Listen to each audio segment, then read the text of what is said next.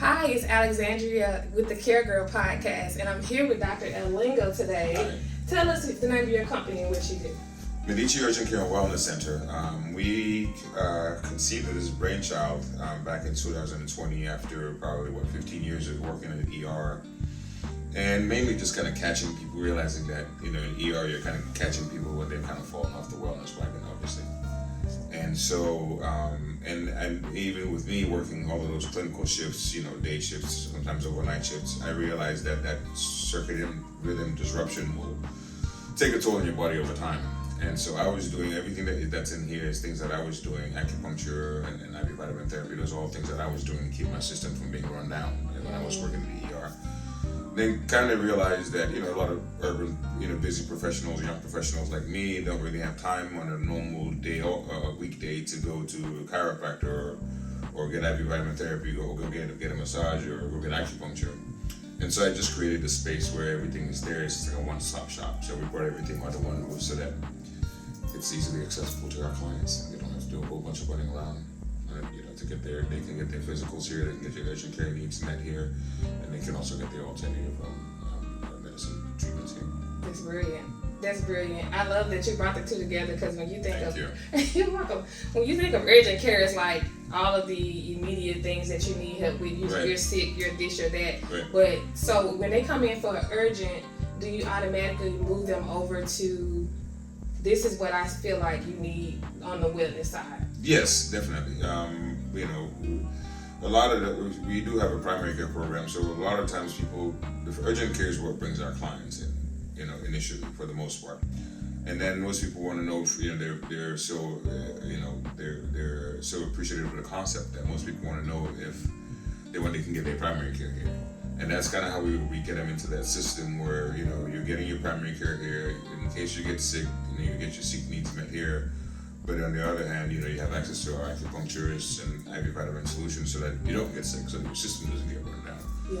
So we're basically a one-stop shop. We put everything together for our clients and patients. By the way, guys, this is a lovely, lovely facility. I'm definitely going to do a walkthrough. When I was conceiving of the space, I didn't want it to have that standard clinic feel. I am a huge art collector. It's almost to the point of an addiction at this point. I saw that on your profile. So I wanted to bring everything, bring that more of an art gallery aesthetic to the space than your traditional clinic space. So you it's not unusual to see patients getting either coming back or getting discharged and just stand there and like staring at a piece of art or something like that. Yeah. And it's all from my own personal collection. I brought most of this stuff that was at home. I love it. It smells good in here. Of course, this is his office. He's a plant daddy. We love candles. We love candles. We love plants. We love you're here for 12 hours a day. You want it to have a relaxing feel, and I think that from a staffing standpoint, everybody is like, man, it doesn't feel like I was here all day. You know what I mean? It doesn't have that feeling that you were at work. It's just it's a nice space and kind of relaxing, and there's always Alexa is always playing some kind of relaxing sound in the background, so everybody's just working. Just like in a zen space. But it reflects your personality, right? When you create a space, it takes on your personality to a certain extent, and so this space basically looks like what my house looks like on the inside. What I mean? It's that same feeling. It's meant to create that. It's meant to be that sort of escape from the quotidian, from your everyday stress. You can just walk in and just instantly feel. Yeah, your personality, you give me like you're very like relaxed, and because I'm here trying to set this up and set that up, and it's like you're just like chill. You're very chill. I'm like I'm 4 minutes late. Like I hate being late at all. So it's part that ER doctor part of you where you're just like the more chaotic it gets, the calmer I get. It seems like it's just a natural trait, and it's a great trait to have as an ER doctor. It's just like everybody. Even when I work in the ER, it's like the more chaotic Friday, Saturday, and Labor Day weekend, whatever. The more chaotic it is, it's just like more. I'm just like whatever. You know what I mean? You're not like whatever, but you have to find the inner calm, and it's through that calm that you find the answers. Yeah. You know, Tell me about a time when you didn't have that intercom. Oh man. It doesn't have to be like I'm on the deep end at all, but if you want to go there, go there. Go there. I mean, when I was doing this, when I first started this, I was doing this all at the same time I was going through a divorce. So it's that was stressful. Yeah. You know what I mean? Those are two. Each of those things is hard on their own, and to combine them and do them at the same time was madness on my part. But you know, you we made it through. It's, you know, it's you can't. One of the biggest, somebody told me once that one of the biggest things, the biggest things that you can learn to do in life is just mastering that art to stay calm. You know, things get exciting, things get looking up, you stay calm. Things start turning down, looks going south, you stay calm. Yeah. That's just how you get through the answers. So. I love that. Do you miss the ER? I do. I do. That's the urgent care side. Yeah, no, I do. I get to do a lot of the stuff that we do in the ER here, and obviously patient care is important, but you know, you miss that adrenaline, that ER feeling, your colleagues, you know, going through the shift, fighting battles, trying to keep people alive, that sort of thing. So, yeah. We don't really see, you know, the trauma part, for example. Obviously, we don't see gunshot wounds in urgent care and those kinds of things, but or cardiac arrest or you know, motor vehicle accidents, severe accidents and stuff like that. So, like, you know, heavy type trauma. That's what they gave you that rush and adrenaline. That's what I miss. Yeah, I miss that. I miss that. Yeah. I mean, you can always be on call, but I know that's a lot too. Yeah, you know, and I'm actually probably I signed up for one of the local hospitals as of yesterday actually to go back and start picking up shifts and so I miss it. Yeah. You don't need it. I miss it. Yeah, I need that fix. You know, even if it's one shift here and there in a month or in a couple of weeks, it's, you know, it's still like it's fun. It was fun. Yeah. It was fun. Tell me about the journey becoming MD. I see you went to Morehouse School of Medicine, Emory University. You got a lot of accolades over here. All of that. You have the influential Atlanteans in Medicine 2020. Yes, like, all that's of amazing. That. It's you know, God is good. It's been a long road. I came September 12th of 2022. Was 30 years in the U.S. I got here that day in 1992. Came from college with my brother. Where did you come from? Cameroon. Cameroon. That's where you're from. That's what you hear. That's where my dad is on his way here to New York with my sister. I haven't seen him in a couple of years, but you know, came here for college. Went through undergrad, did that. Applied, went through the whole MCAT. I don't know how I survived that. Applied for med school. Got rejected the first time. Well, not rejected, waitlisted the first time. Was it something you always wanted to be? Yes, yeah, absolutely. Okay. No, I don't. Okay. It's weird. As far back as I can go, I think my siblings will tell you. I don't remember, but my siblings, like, since I was a kid, 9, 10. My best friend's dad is a surgeon. They live across the street. I don't know. I'm guessing maybe that's where the influence came from. I don't know what happened, why I picked this road, but it's been glorious. I mean, keep the Lord. Med school was an example. It was fun. Morehouse is obviously School of Medicine is top notch in my mind. Number one. Yeah. Made great friends. You know, one of my classmates, I'm godfather to her son. You know, it was a great place to learn medicine. Yeah. And then a residency at Grady. I mean, the ER residency, especially at Grady. There's nowhere that's better than that. Yeah. You got the Kings in LA and Cook County and Chicago. I don't know if they still open, but Grady's just, I mean, God, if you get out of there, you can deal with some problems. You can do anything. You can do anything. You can cover any place. Man, I tell you don't even know. I mean, it's a war zone. That's the only way I can describe it. Some nights, especially when we're in trauma call, it's a war zone. Yeah. You know, the city was a lot more. It still is, but you know, it's got its things. But you know, it's a big city. You're gonna get your fair shootings, and you're gonna get your gunshot wounds. You're gonna get your motor vehicle accidents. You know, it's a big city stuff. And then of course, helicopters are flying people in from the outskirts. You know, Athens, Macon, whatever, with all kinds of problems. So it was fun. We had a good time. We worked hard though. Worked hard. Would you say have you come across times where, like when people? So I interviewed Dr. Lou Taylor a while back, and he had some adversity at the place he was at due to him being a black man. Have you ran into anything to where you've had to kind of like keep your composure and oh yeah. What would you give advice for current med students who are kind of going through it, like to just keep going? You got to keep moving. I mean, you absolutely have to keep moving. There's always going to be somebody that has an opinion about something about you. It could be that opinion, of course, sometimes it comes from a race or gender-based or sexuality-based kind of attitude, but it's something that's always going to come your way.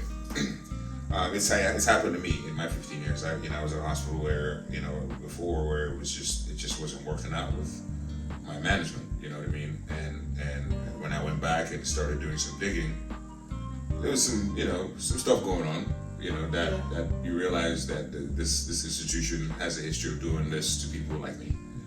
There's stuff like that going on, but and it troubles you for a while because I was one of those people that I never put 70% into something and I got a positive outcome. So to be in that situation where people are questioning your work ethic and your desires and that sort of thing was traumatic, to say the least. Yeah. It was traumatic. That never happened in my life. Nobody had ever told me I wasn't good enough to be somewhere or that sort of thing. Yeah. And then to find out in the back end that it was because of other factors that had nothing really to do with my performance, just kind of left a bad taste in your mouth. You realize, man, there's so many people that got into this for titles and prestige and the money part. And somebody like me who was like a childhood dream that I never even to come together, and then always having that attitude like I would do this for free. Seriously, I would do this for free.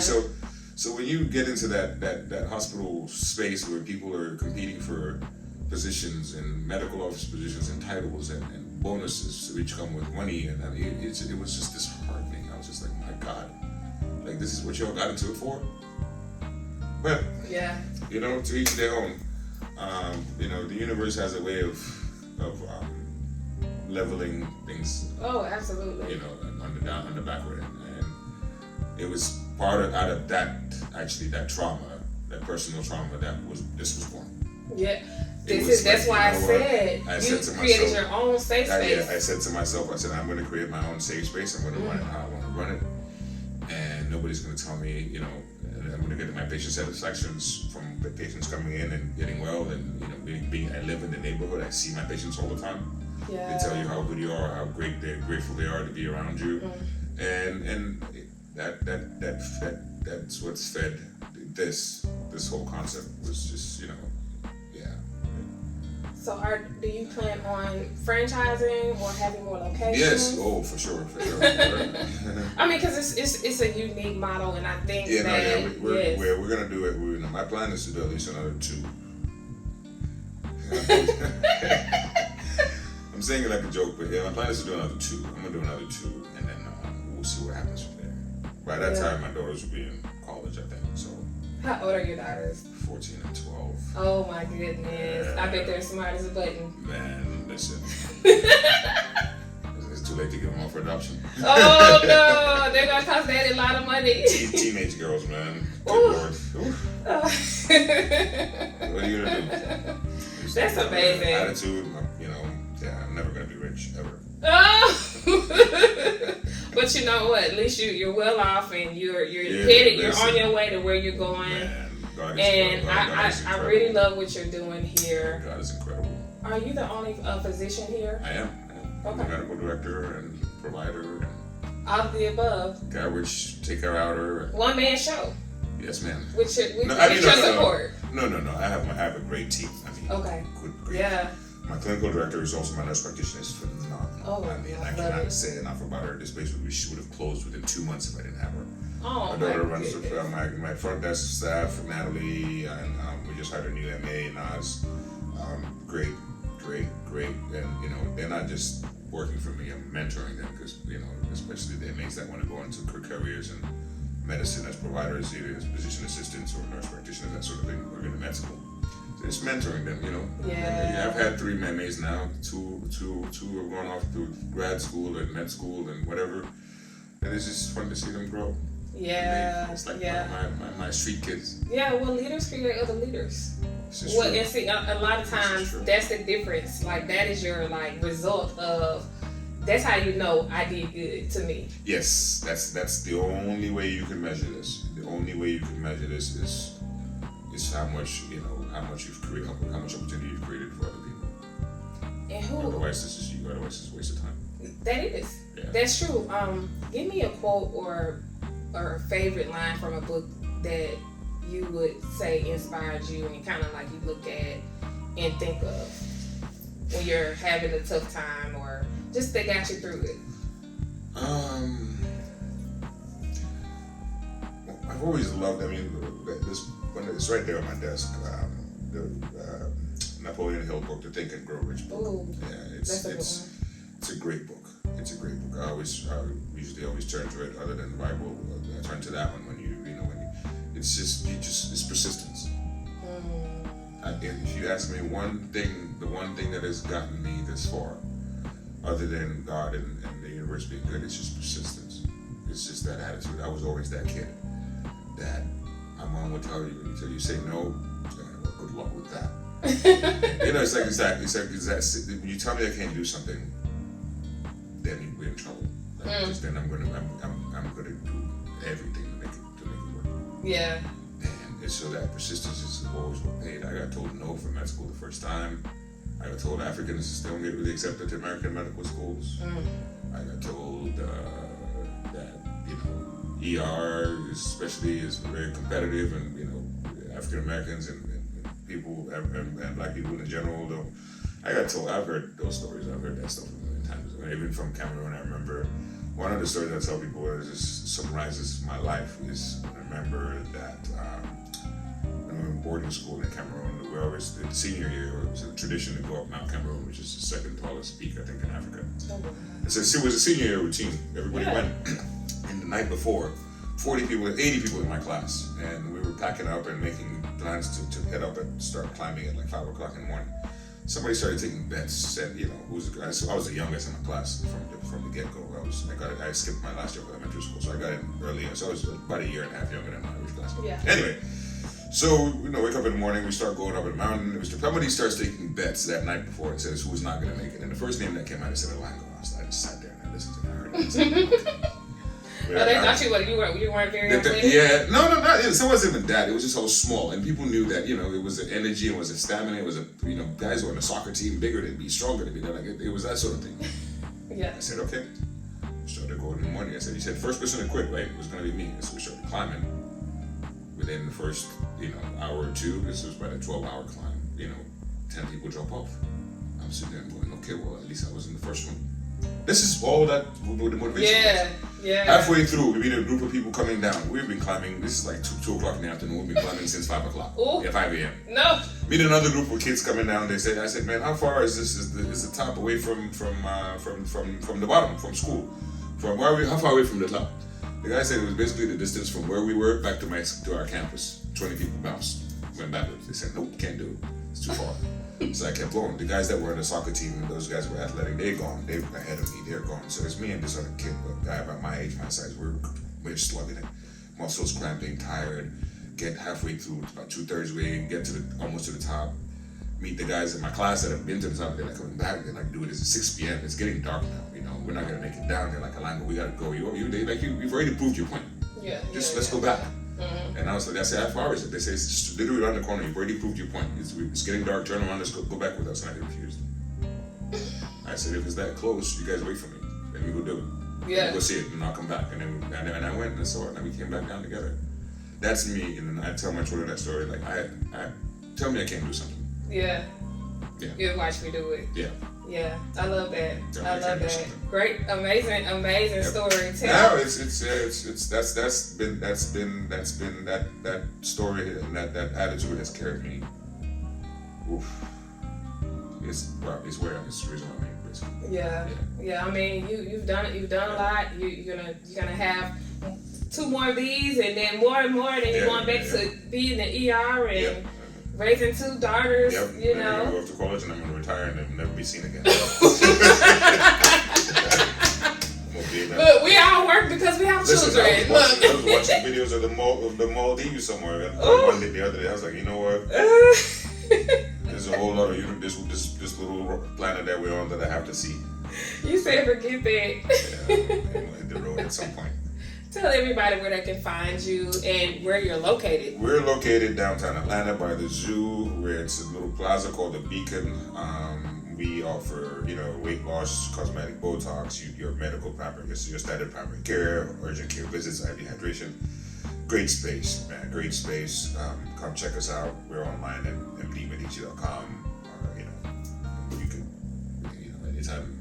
We have a wellness consultation. Some people just want to come and sit chit chat with me and kind of get see if they can get in the whole wellness room. And it's a new year, so.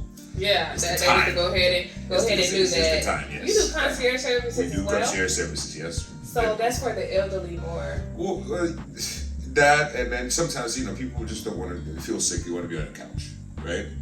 I was sick. I got a stomach bug a couple of weeks ago. It felt great for call my nurse practitioner, come to the office, pick up some IVs, go home, start an IV, and sit on my couch while my IV is running. Oh.